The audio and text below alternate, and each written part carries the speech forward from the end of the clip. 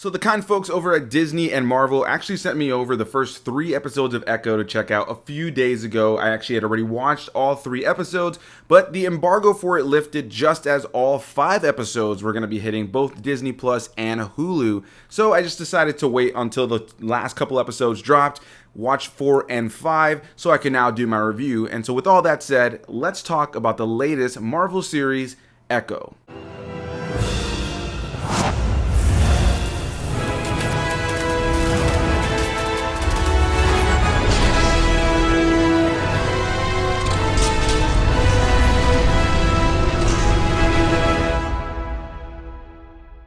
What's going on, everybody, and welcome to my review of Echo, which is an interesting series that when I first heard it was announced, I kind of scratched my head just a little bit. This series is directed by people like Freeland and Catriona McKenzie, and stars once again Alaqua Cox as Echo, the title character, or Maya Lopez, as well as people like Vincent D'Onofrio returning as Wilson Fisk, the Kingpin, Devery Jacobs, Tantu Cardinal, Cody Lightning, and many more. And like I mentioned just a moment ago, when I first heard that this series was announced, I kind of scratched my head a little bit. Echo was a character that in this iteration of the Marvel Cinematic Universe was introduced in Hawkeye, which is of course one of the many MCU series that we've now had that has played on Disney Plus. And one of the most notable things going into it is that this is actually the first thing to come out of the MCU proper that is TV mature or in a mature rating. Of course, it doesn't have R ratings for TV shows. This is a 5-episode series and also is the first, as far as I know, series or movie within the MCU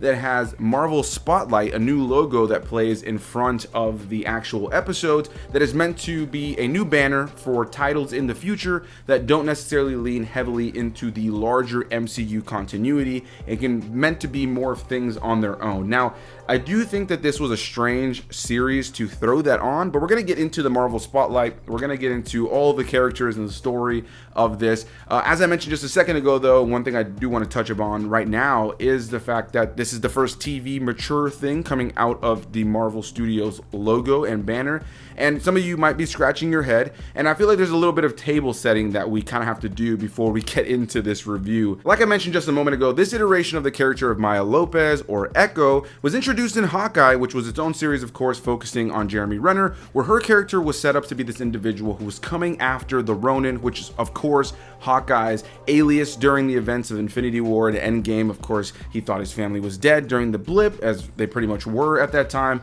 and he was going around killing a bunch of different crime families, crime individuals. And of course, Hawkeye unfortunately did end up killing Echo's father amidst all of this when he was, of course, working under Wilson Fisk, Kingpin, who was reintroduced into the Marvel TV world via Hawkeye. Of course, that same week, around that same time, we saw that Charlie Cox was returning to play Daredevil in Spider-Man No Way Home. So it was finally kind of this clarification that the Netflix series that had kind of been thrown away had now been kind of recanonized, if you will. And if you're not familiar with all that, there was Marvel Studios that did all the movies, and then there used to be Marvel TV that was separate from Marvel Studios. Marvel Studios did not do any of the shows or any of the series that they currently do on Disney Plus. Marvel TV had done things like the different Netflix series like Daredevil, Jessica Jones, Luke Cage, Iron Fist, which of course all culminated in The Defenders. And they also did things like Agents of S.H.I.E.L.D. and The Inhumans, a lot of times connecting to the MCU, but never really fully acknowledged by the MCU proper and the Marvel Studios side of things. So eventually they ended up closing Marvel Studios. Most of those shows just ended up getting canceled or scrapped or kind of treated as alternate universe, and they never really acknowledged them in the Marvel Studios world, especially as Marvel Studios was now dipping their toes into their own TV shows for Disney Plus, and now with this series also Hulu. After all these years though, they've finally brought these characters into the MCU proper, with Charlie Cox returning to play the character of Daredevil in things like Spider-Man No Way Home, as well as She-Hulk. And now we've had Vincent D'Onofrio return to play the character in not only Hawkeye, but also now in this show. So all of that kind of is needed to kind of know where we are a little bit here. I think that there's going to be a lot of people who are probably like, can I just jump into this series? And actually, I mentioned before, this has the Marvel Spotlight logo on it now, which is meant to kind of showcase shows and characters and stories that can kind of stand on their own and don't necessarily need that larger MCU continuity to be able to be followed. And in the case of Echo, you have just that, a story that you can pretty much follow for the most part part without needing those other things. However, I do think it is a strange show to throw that banner on, most notably because it does tie into that larger MCU continuity to some degree, most notably with the very beginning of the show giving us some,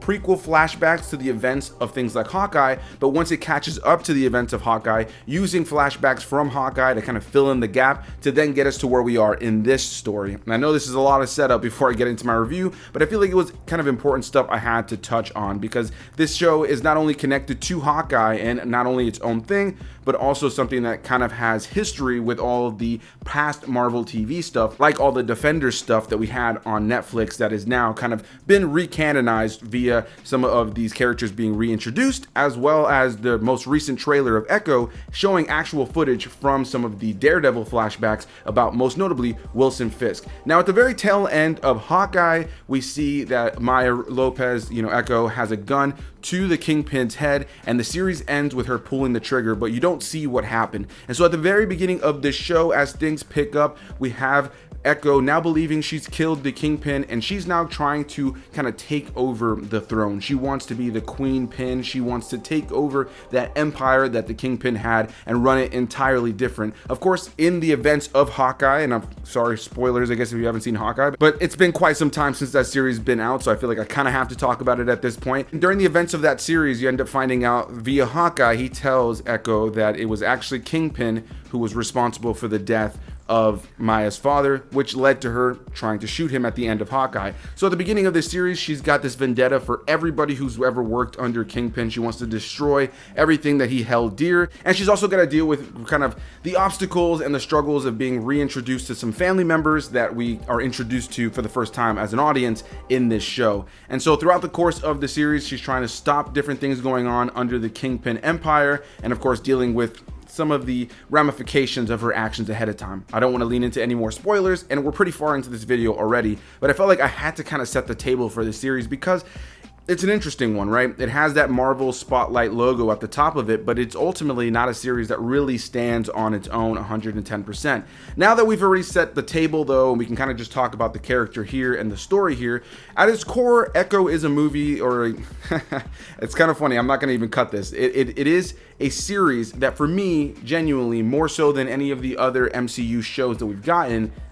feels like a movie disguised as a show. And oftentimes because of that, with most of the episodes running between 35 to about 50 minutes, depending, and each episode is a little bit different, with only 5 episodes, it did kind of feel like an elongated movie that could have had a couple of things trimmed out here and there to have changed it from a series to a movie, but instead you have a 5-episode miniseries that at times for me often dragged. But I can genuinely say I enjoyed the series, but I was a little underwhelmed by it. I thought the show was very cinematically well done, with some really great performances throughout the course of the film. And one of the greatest things about this show is its representation of indigenous heritage, most notably with the Choctaw Nation that was very heavily represented in this series, as well as the deaf community and the ASL community as well. I think that was really awesome to see, and the way that it was all utilized throughout here. Kind of similar when it comes down to the deaf element, how the blind community and that element is used within the Daredevil series. And if you've seen the trailer for this, you know that Daredevil and Kingpin are involved in this series to some degree, and I won't get into any spoilers there,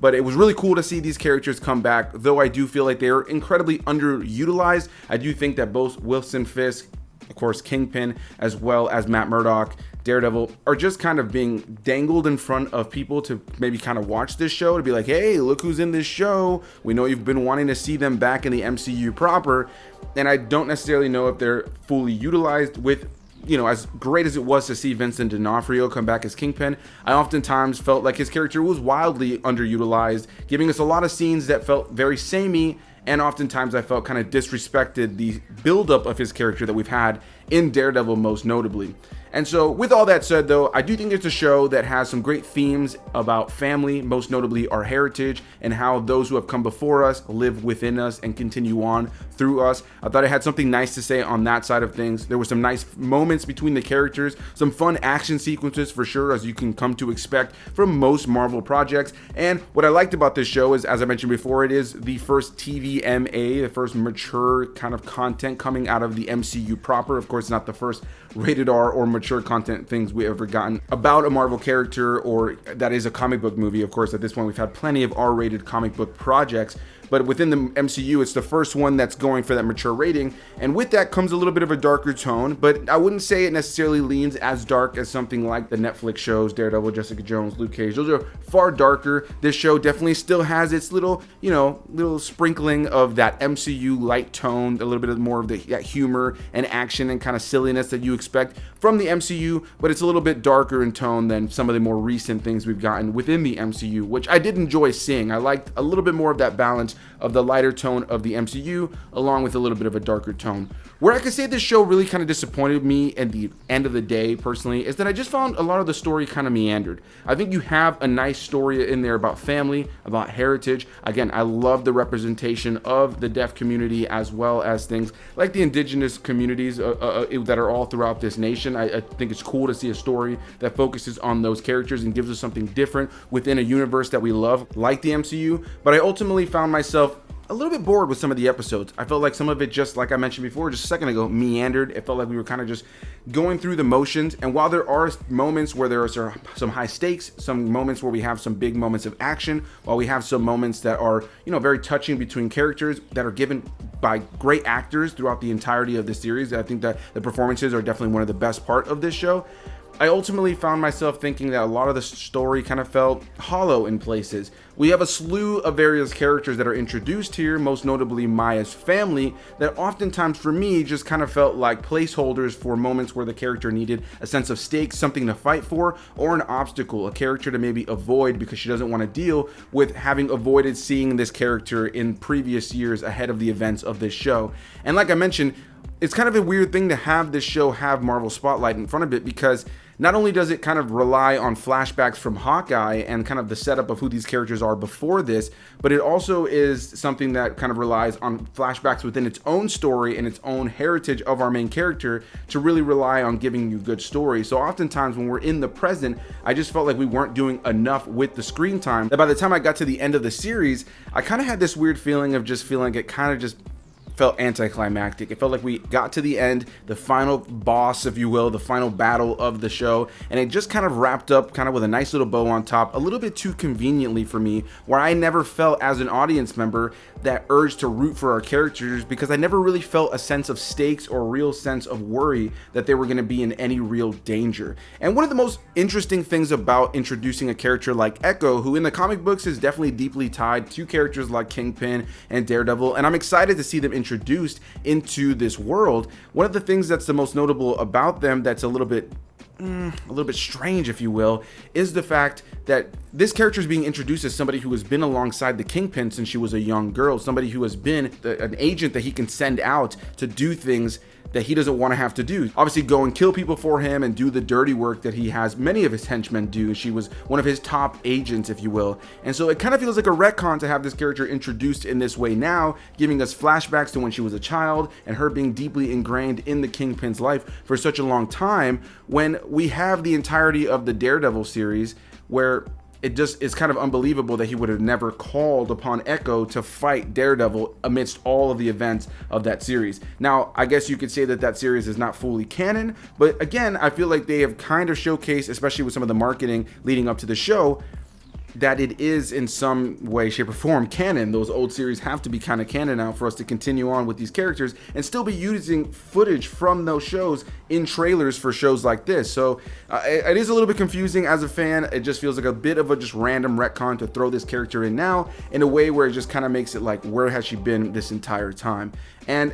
for the most part, though, like I said, I enjoyed the series, but I don't necessarily see this being an MCU show or movie that I'm clamoring to revisit often. In terms of recent MCU shows, it's definitely one that I felt a little bit more underwhelmed with, and I don't necessarily know that the character of Echo really warranted her own series just yet. In comparison to a lot of the other characters that have already been introduced in the MCU that haven't had their own movie or own show yet, I just don't necessarily know that Echo was one that necessarily needed it. And ultimately at the end, while I enjoyed a lot about the show, I enjoyed a lot about the action and the themes and just seeing certain characters return to screen, I ultimately found myself rather underwhelmed with the way that the show wrapped up. It just felt too convenient and too,